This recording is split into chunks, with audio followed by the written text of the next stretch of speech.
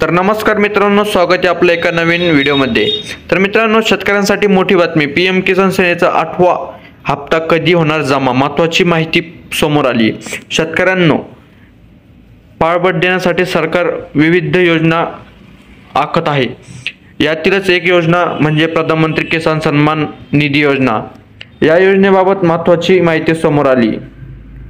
तर ती माहिती काय आहे नक्की आपण या व्हिडिओच्या माध्यमातून जाणून घेणार आहोत। तर हा व्हिडिओ जास्तीत जास्त शेतकऱ्यांपर्यंत पोहोचला पाहिजे, जास्तीत जास्त शेतकऱ्यांना या निधीचा लाभ सुद्धा भेटला पाहिजे। तर शेतकरी मित्रांनो, शेतकऱ्यांना पाठबळ देण्यासाठी सरकार विविध योजना आखत आहे। यातलीच एक योजना म्हणजे प्रधानमंत्री किसान सन्मान निधी योजना। या योजनेच्या माध्यमातून सरकार दरवर्षी शेतकऱ्यांना 6,000 रुपयाची आर्थिक मदत देत असतं। आतापर्यंत 17 हप्ते शेतकऱ्यांना खात्यात जमा झाले आहेत। 18वा हप्ता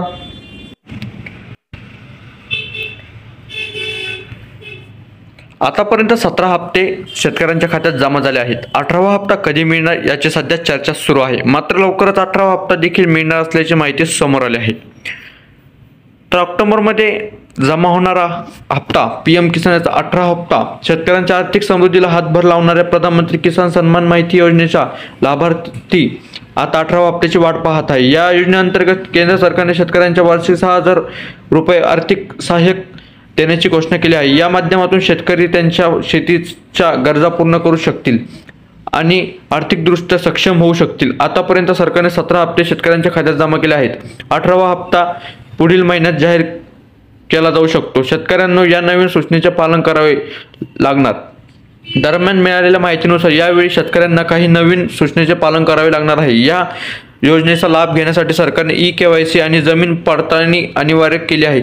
या शेतकऱ्यांनी या आवश्यक प्रक्रिया पूर्ण केल्या नाहीत त्यांना 18वा हप्ता 2,000 रुपये मिळणार नाहीत। त्यामुळे लवकरात लवकर दिलेल्या सूचनेप्रमाणे शेतकऱ्यांनी काम पूर्ण करून घ्यावीत असं आवाहन करण्यात आलं आहे। ई-केवायसीची प्रक्रिया सोपी आहे। ई-केवायसी प्रक्रिया आता खूप सोपी आहे। कृषी आणि शेतकरी कल्याण मंत्रालयाने सुरू केलेल्या पीएम किसान मोबाईल ॲपमध्ये ऑथेंटिकेशन फीचर उपलब्ध आहे। या फीचरच्या मदतीने शेतकरी आता घरी बसून OTP किंवा फिंगरप्रिंट शिवाय चेहरा स्कॅन करून ई-केवायसी करू शकतात।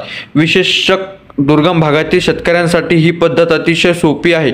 याशिवाय शेतकरी त्यांच्या जवळील कॉमन सर्व्हिस सेंटरला CSC भेट देऊन बायोमेट्रिक केवायसी देखील मिळवू शकतात। जर शेतकरी स्वतः OTP द्वारे ई-केवायसी प्रक्रिया पूर्ण करत असेल तर हे विनामूल्य आहे।